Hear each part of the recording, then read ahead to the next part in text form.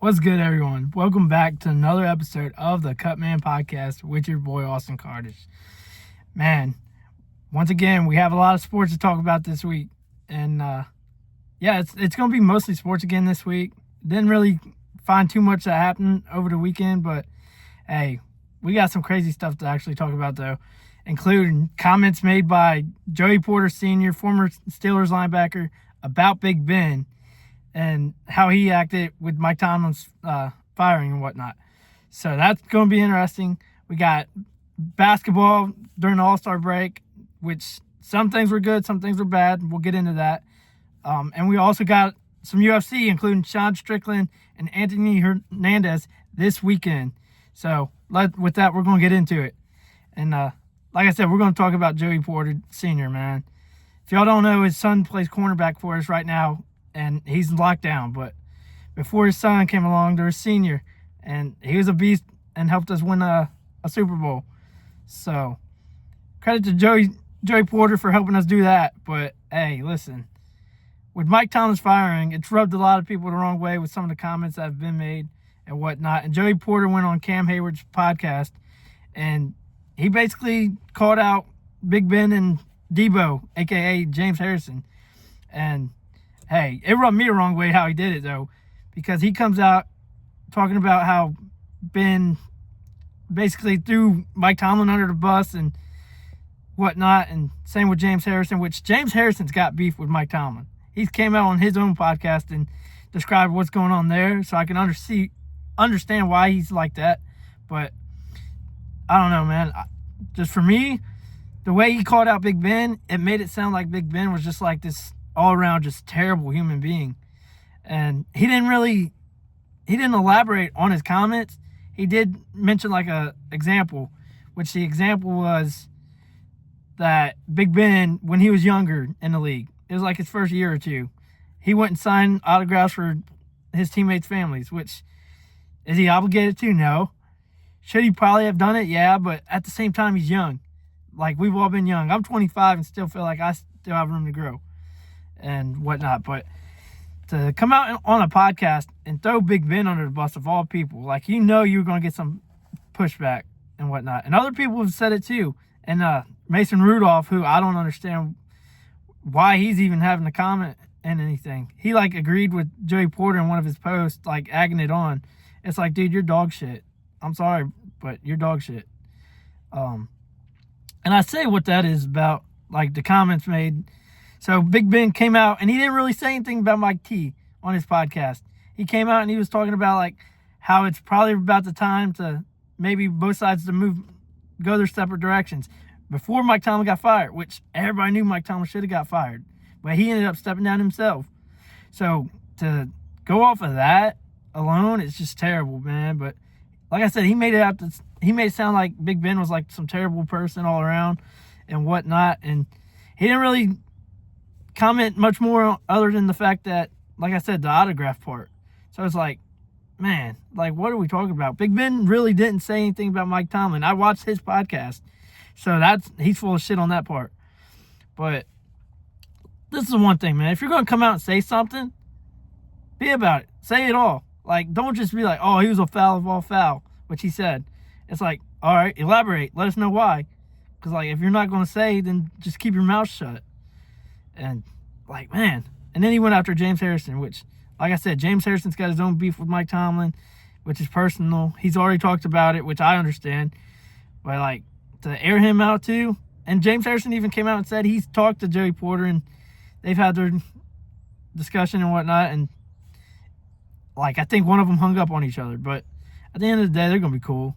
But, like, here's the thing. Y'all want to talk so much now, but you don't want to put any context behind it. Like, one thing I do know with Big Ben, man, like, if he's such a terrible teammate, like, then why so many people coming to his defense? Marquise Pouncey, who would have probably fought a whole group of guys for Ben playing for him. You got other people like former quarterbacks in the quarterback room, Duck Hodges. You got everybody. Antonio Brown, who's talked bad about Ben before with their rocky relationship. He's even came out and admitted that Ben, he was hard on teammates to push them to be better. And you had to earn his respect, which is old school. So if it's like that, I get that. But I know, like, Ben's thrown a couple of teammates under the bus on his podcast a couple of times, including AB against that when it came to I guess it was like a screen pass that was ended up picked off against Denver one year. I know he threw him under the bus and whatnot, and it kind of made him AB mad. But for AB, who's had his problems with everybody, come out and defend Ben like that shows a lot. But like I said, keep your mouth shut if you're not going to say like exactly what it is, because like now you open the door. Like now everybody's curious, and there's some speculation that the way he acted to question Ben's character is going to now question if Ben gets in the Hall of Fame first ballot. Which, I mean, if you're going to keep Bill Belichick out and Robert Kraft, I can see that happening. And it's also a stacked class coming up. So it's like, just mind your own business, bro. Like, call somebody. If you got beef with them, call them straight up. And then you got him smiling pictures with Big Ben. It's like, that's kind of fake to me. But, I mean, some people even came out and said that, you know, Joey Porter wouldn't make stuff up. But then they said James Harrison wouldn't make stuff up, and he's defended Ben too. So I was like, man, there's so much drama right now. It's like, you shouldn't have even said anything, bro. Like, for real. Like, regardless. And to say something about Ben, he didn't even say anything. So you're just throwing strays for no reason.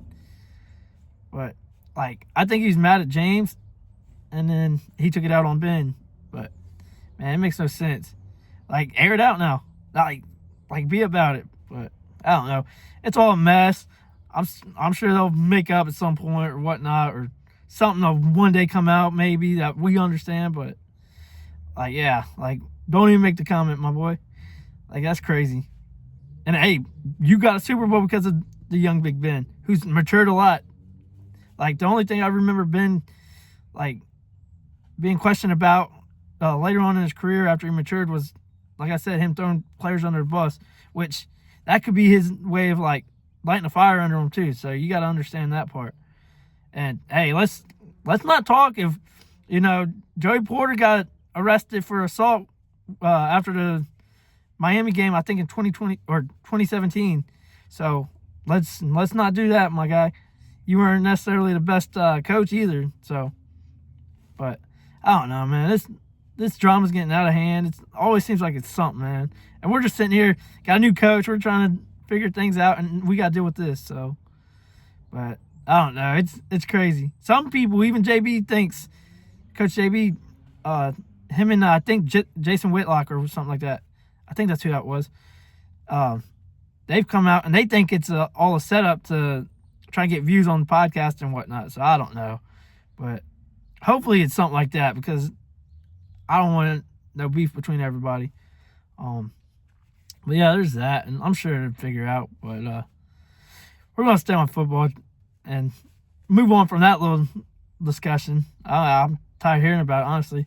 And we're gonna talk about Tyreek Hill, man. Tyreek Hill ended up getting released. Now everybody knows he's injured, so me personally, I don't think he's gonna play this season. I think he's gonna take this season to heal. But after that, everybody's thinking like we could be in play for him. And I don't know. I don't know if I want Tyreek Hill, because such a brutal injury at his age, and he's mostly about his speed. I think it's going to affect him a lot.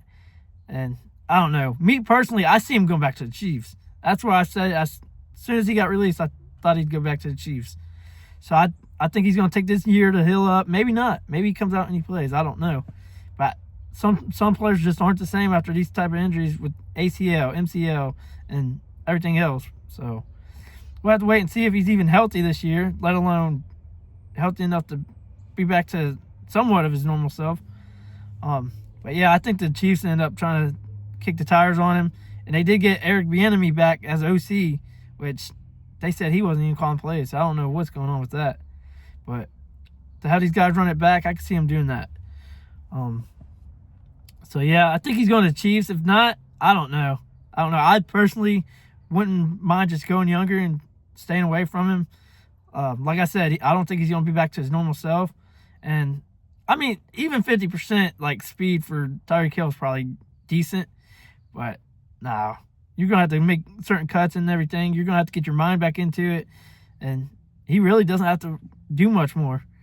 Like, he's already showed who he is and whatnot. And he made a decent career out of himself. So, I don't know.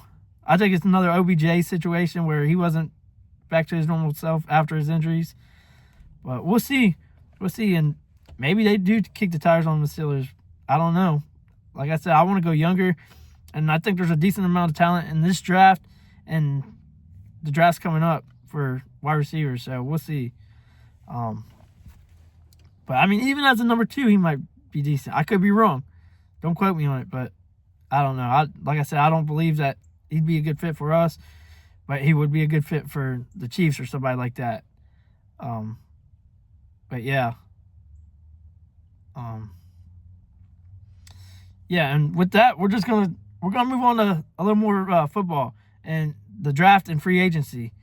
Now, with the draft and free agency, we got a lot of players on coming up on the market, and like I said, Tyreek Hill, who knows what he does and whatnot. And then they released a bunch of players. The Dolphins did. Our former guard, James Daniels, which I'm sure he'll find a spot, even if it's a depth piece role. He'll find a spot. They released Bradley Chubb, who's a decent outside linebacker. He hasn't been the same since he left Denver. So I'm sure a team would kick the tires on him. I don't think he'll be that expensive, him or James Daniels. But who knows? The Dolphins also could move on from Tua. I don't think they're going to release him because they owe him like $56 million with that crazy contract. But I could see a team kicking the tires on him, maybe taking half his salary to come play for them or even be a decent backup. I think maybe the Vikings.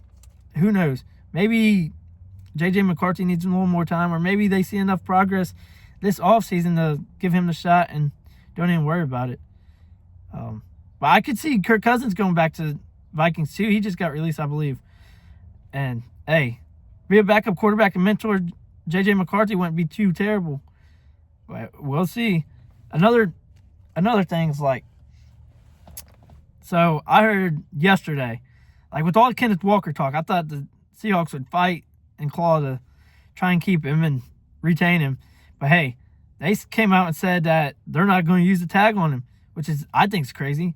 But at the same time, they're like, well, we got other players we got to worry about, and we can go young or cheaper at running back. It's like, Super Bowl MVP you're going to get rid of? And, of course, there's rumors swirling again that we're going to be interested in him. So, I don't understand where all the rumors just come to Pittsburgh. It's crazy. Why would we need a running back when we got, what's his face? Jalen Warren. We just drafted Caleb Johnson. I'm sorry.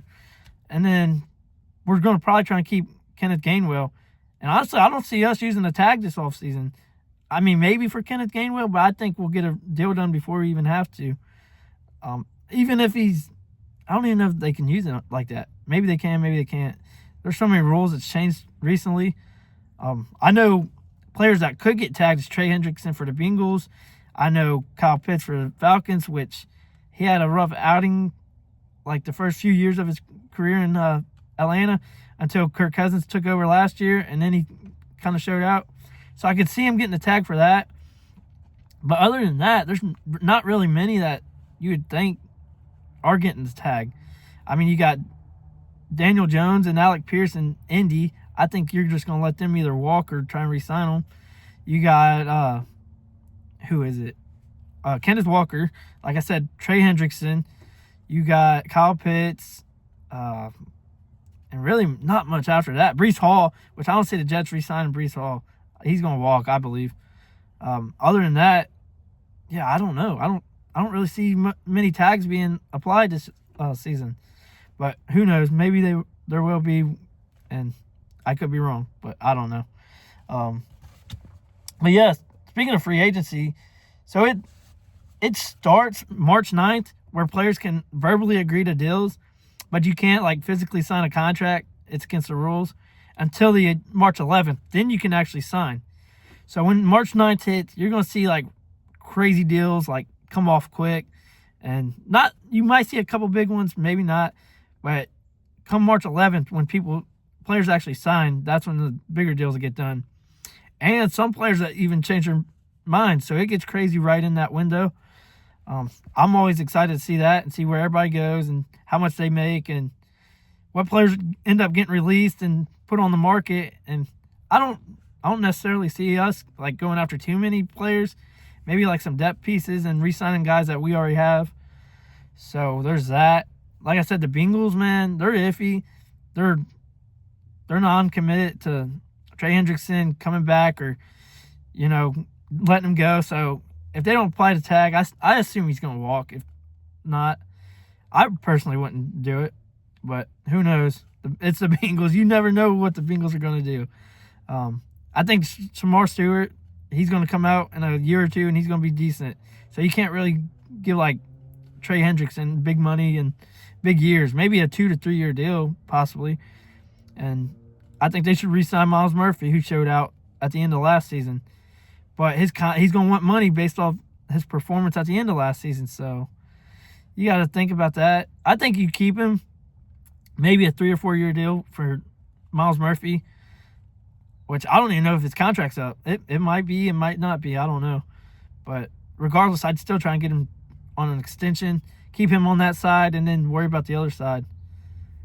Maybe you even let Trey Hendrickson walk and you sign another vet to give Stewart that year or two. But we'll see. Like I said, the Bengals are all full of surprises, and you never know what they're going to do, which could be a good thing or it could be a bad thing. But I know a lot of fans have come out and said that they don't want Hendrickson back because of his price tag, but then they want him back now that they said they might tag him. It's craziness. But, yeah, I don't know. And, yeah.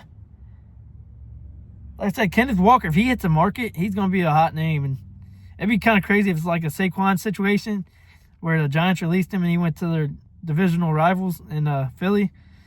I don't know. I don't know where he would land, honestly. I think a lot of teams have good running backs or situations. Now, a team that was floated around was the Titans, which he's from Memphis. So I think that'd be nice. Him and Cam Ward. I think that'd be a nice duo. And then you got the new coach in Robert Saleh. So that could be decent. I don't think they got too many good wide receivers. They got some young receivers with Calvin Ridley. I like their tight end, Okonkwo or whatever. I think he's pretty decent. And, yeah, other than that, I think their O-line's young too. So they need a lot of pieces. They could be a team that turns out like the Patriots, though, like last year, and go and sign a bunch of defensive players and restructure that O-line and whatnot and give Cam Ward some weapons, which I think they should protect him. So that'd be a decent fit for him, I think. And to be home, in Tennessee, that's always a good plus. But we'll see with Kenneth Walker. He should be like one of the top free agents out there. Him and Trey Hendrickson if he makes the market. But we'll see how it goes. It's an exciting time of the year for this, man. This is my favorite time of the year. This and the draft, which, hey, the draft's in Pittsburgh this year. So that's going to be exciting. That's something I've thought about trying to get to, which I don't know yet. Like, is there much to do? Like, check out Pittsburgh alone, and as being a fan, that'd be kind of cool. But other than that, I don't know. Plus, like, the draft's 3 days. This year's starting, I think, April 23rd. Yeah, April 23rd, which is a Thursday. That'd be round 1. Then rounds 2 and 3 would be Friday the 24th. And then the rest of the draft would be Saturday the 25th. And, yeah, it's going to be crazy. But the one thing I do like about the draft this year, they took the clock from the first round. They changed it from 8 minutes that teams have to pick to, 10 minutes teams have to pick to 8 minutes, which I think it's going to speed the draft up. It's going to get us probably seeing trades earlier than expected, like before the draft and whatnot. But who knows? Maybe not. We'll see. And then we end up having 12 picks. 12 picks is crazy for us, and they expect us to both make trades to move up or whatnot, but maybe not. Maybe we draft as many players as we can and go from there and see. But it's going to be an interesting time. I'm excited to see what players get signed and where they go and whatnot. See who gets released, if anybody really gets, like, big name released. like I said, draft is crazy. Free agency is crazy. So it's going to be interesting to see what all teams make up and get better. I'm excited for it, like I said. So, but yeah, with that, we're going to move on to a little basketball.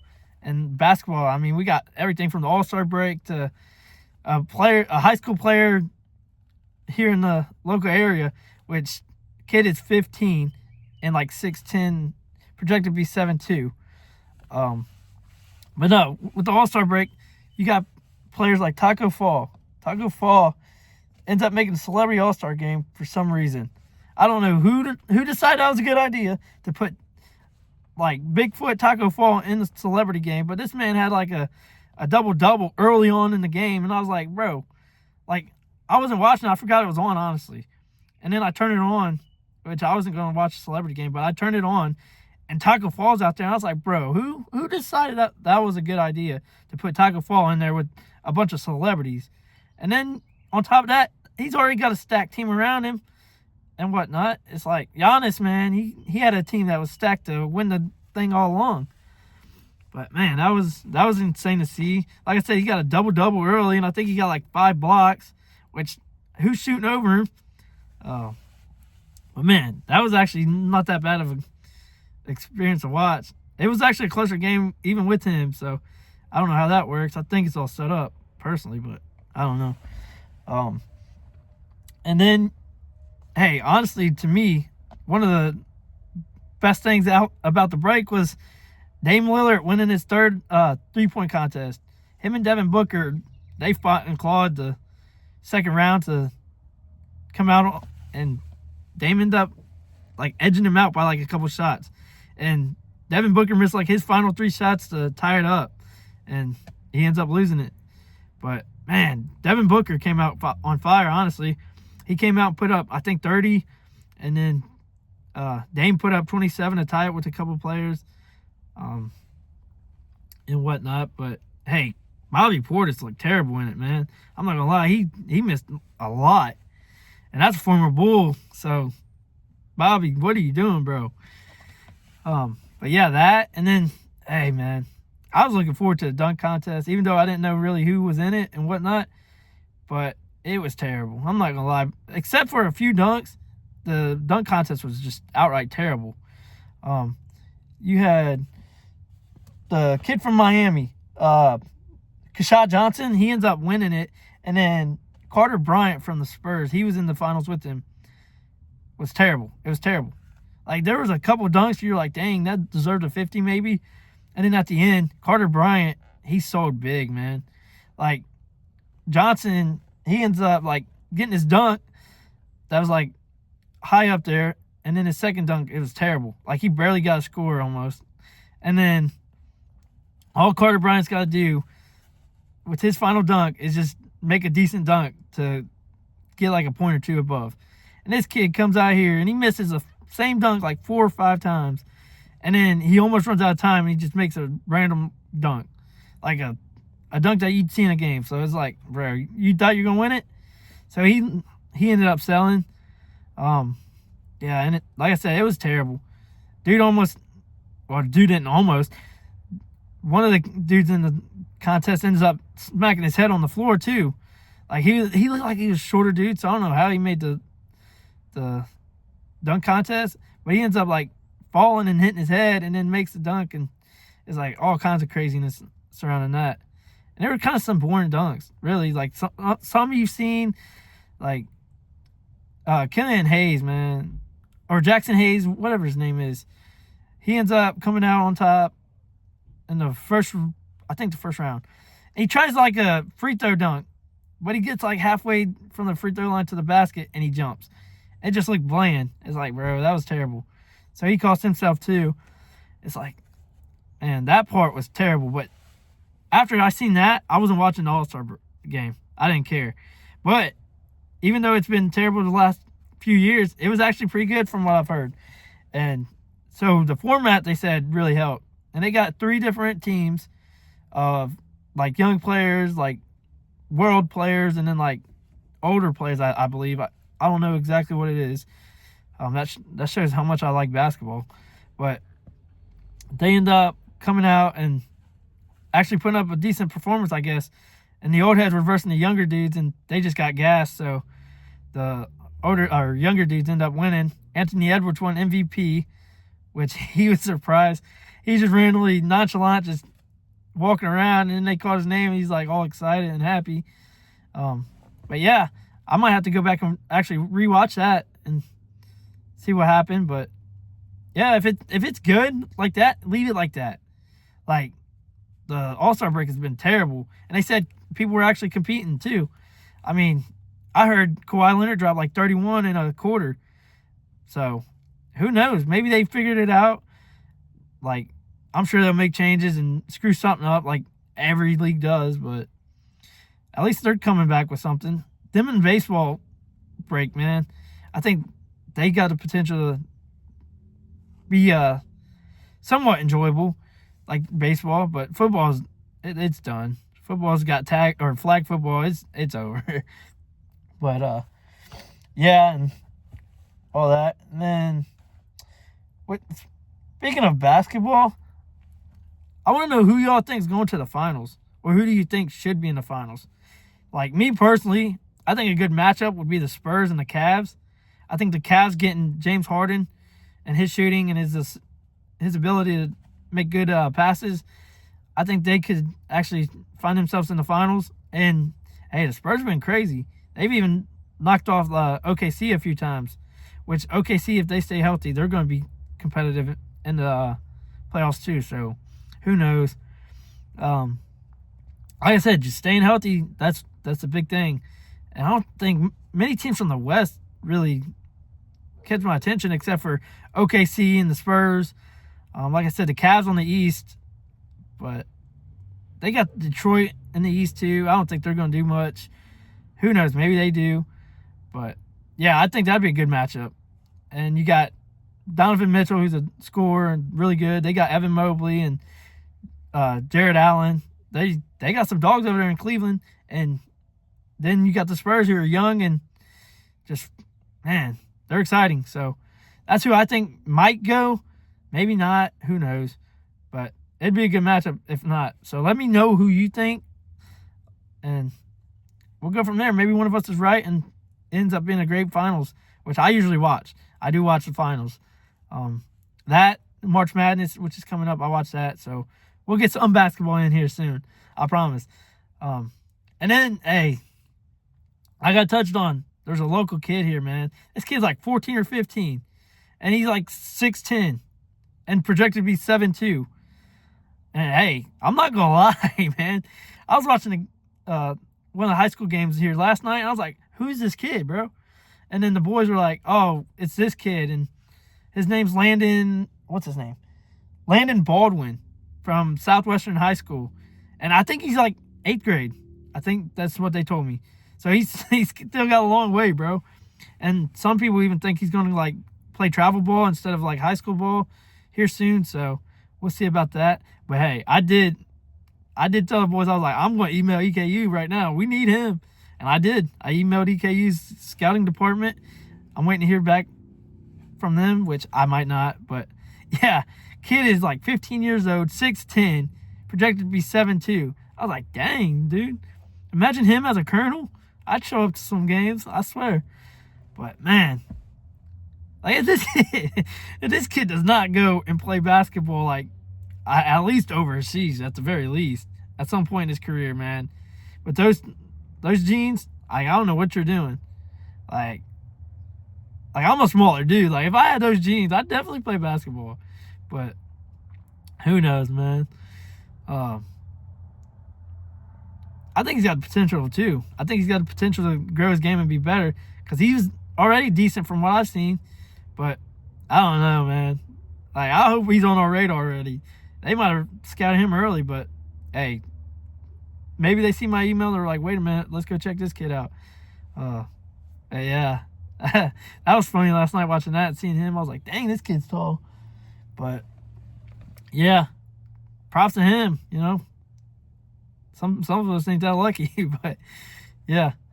And yeah, I want to get into UFC, man. We got a lot UFC talk here recently, including, hey, Rhonda Rousey's coming out of retirement after 10 years to fight Gina Carano.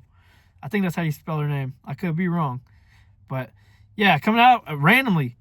And it's going to go with the Paul brothers promotion, I guess fight promotion or whatnot, because UFC didn't want to hold it or whatnot. But, yeah, coming out to fight her, which, I always got my money on Rhonda Rousey, man.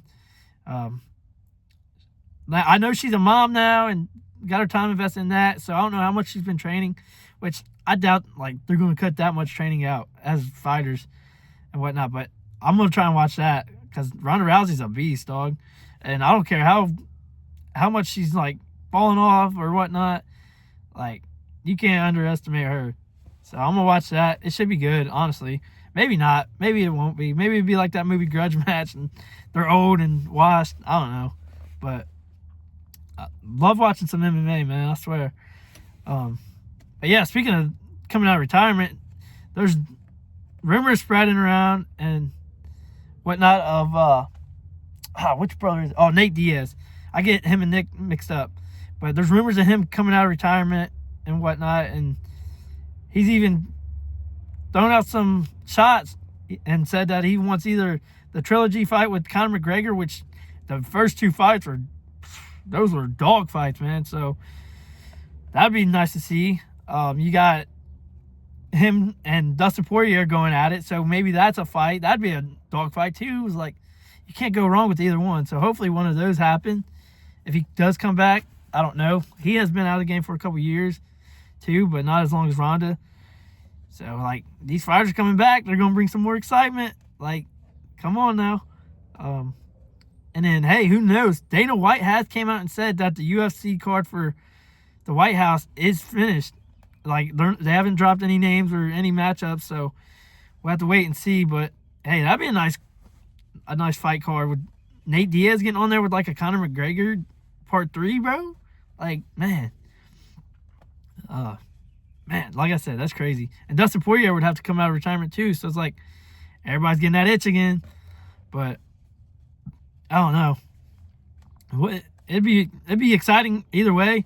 Conor and Nate, man, they were Showtime, and even their press conference got crazy. So, man, I want that personally. If I had to pick, even with Conor and his fights, I would not want Conor to fight Chandler over Nate Diaz, bro.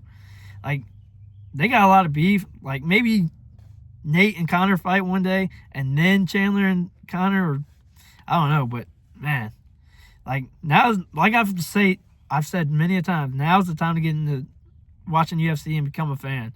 There's so many good fighters and so many potential matchups coming on later down the road and whatnot. So get on the bandwagon, man. And speaking of that, coming down the line, we got Strickland and Hernandez this weekend. And like I said, I looked at the card, and there's not many names I know, but one name that did stick out was Dan Ige.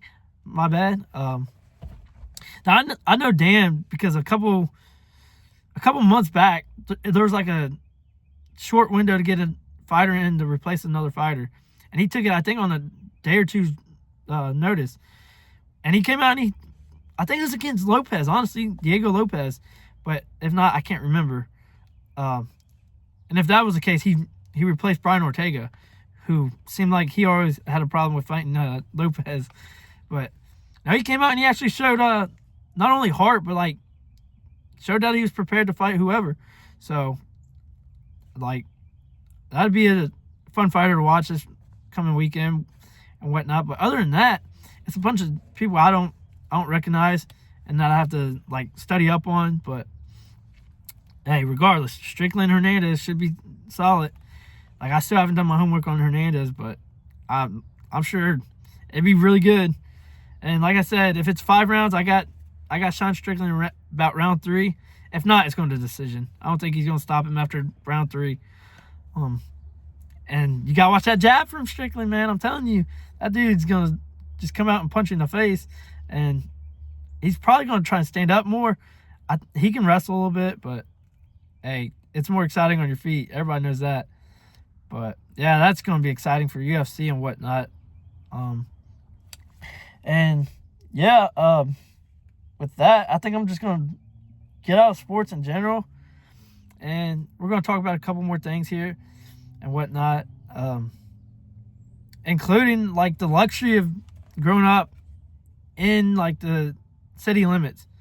You know, as somebody who's now basically in, I guess you'd call it country, like it's boring here, you know, and you start missing things like, for Cincinnati, it's UDF malts, man. Chocolate malts, always going to UDF and get one of those. You miss stuff like that. You even miss like the amount of airplanes that go through the sky, which is crazy. Like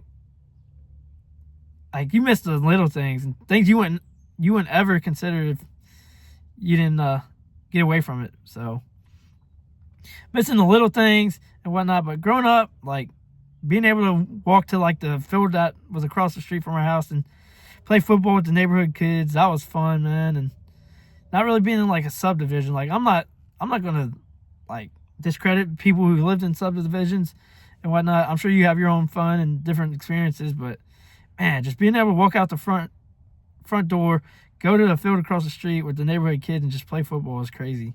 And it was a great time and whatnot. And even running up and down the street playing manhunt, like it's basically hide and seek, but you have a couple people playing and whatnot, and that was fun. Even at nighttime, that was crazy.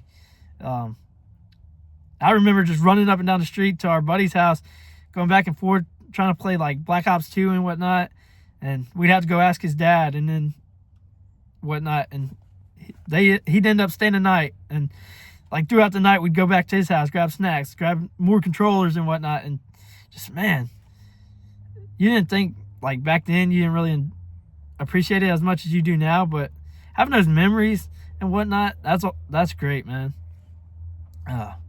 But man, yeah, just growing up in the city, just having so much stuff to do, really.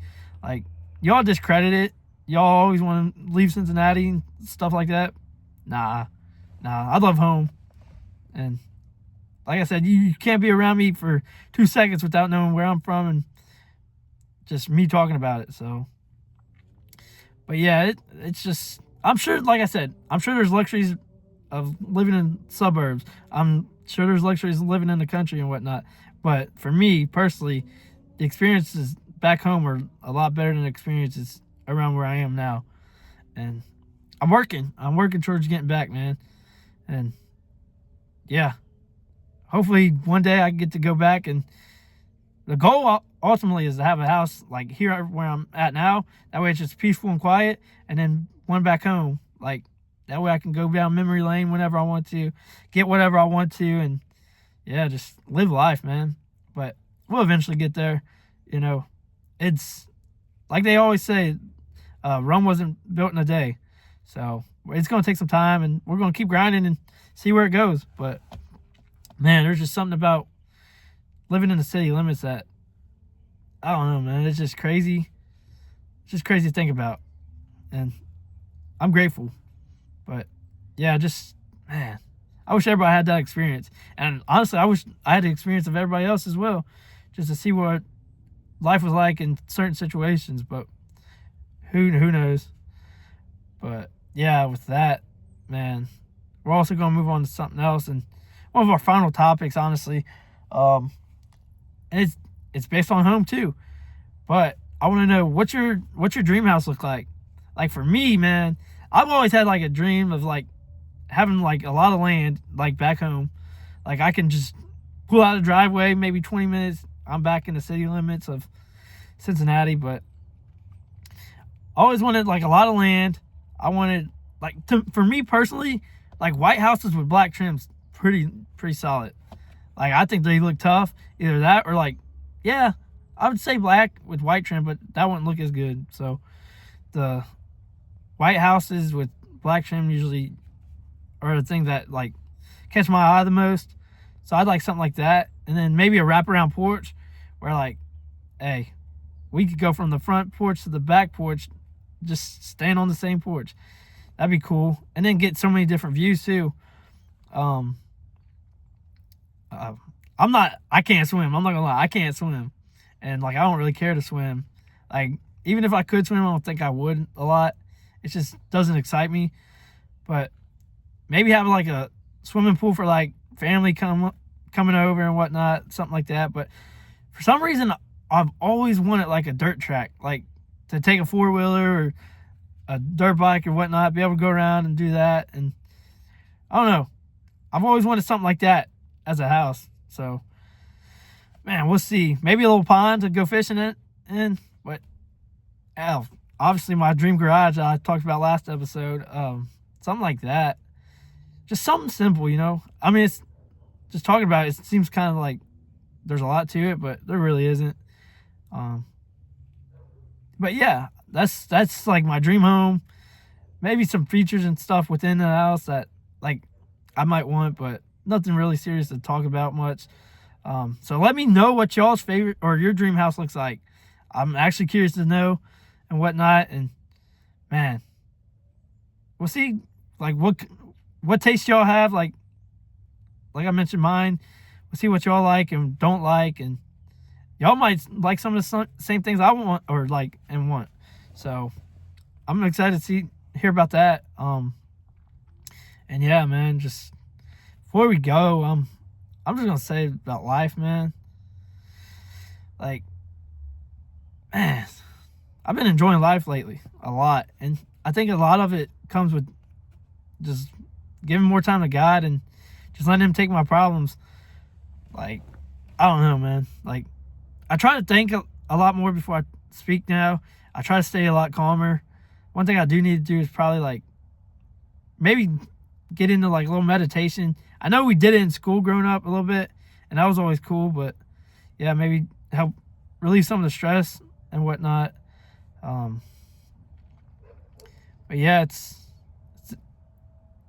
life's crazy, and it gets hectic sometimes. I understand that, so try and stay like humble, try and stay like grateful and whatnot, and see what life brings, man. You never know what one day's gonna be, and then the next could be different. So I think that's one of the biggest luxuries we do have in life, though. Like, not every day is gonna be the same, so you're gonna get different experiences, which I'm grateful for. So, but yeah, with that, there's supposed to be a few storms coming this weekend, so that's why I wanted to make this pod early and whatnot. And you know, there's nothing wrong with a nice thunderstorm here and there. You know, something about rain bouncing off the roof and that sound just kind of puts you to sleep and relaxes you. But you know, I don't think there's going to be anything major happening, but who knows? So just watch out for that. Keep an eye on the weather for y'all, and just, you know, try and find something in the house to do if it gets too bad. Spend time with family, watch something. Hey, maybe you watch this because you can't get out. I'd appreciate it. But yeah, man. Hopefully next week we'll have a lot more to talk about. I tried to like find all kinds of stuff like so early, which here recently I have been putting out pods a little later because I've given it a few days to see if anything pops up and whatnot. But yeah, with that, I just want to say, hey, I'm thankful that y'all have been tuning in and seeing your boy. We're only going to grow. Like I said, we've got a lot to nitpick and think about tweaking and whatnot. And we're going to, like I said, we're only going to grow. So appreciate y'all tuning in. And I hope y'all like this episode. And if y'all like it, hey, please subscribe to the channel, and you can get notifications when I do go live if you miss out on like my posts and whatnot of when I drop it. So, but yeah, with that, hey, peace out and much love.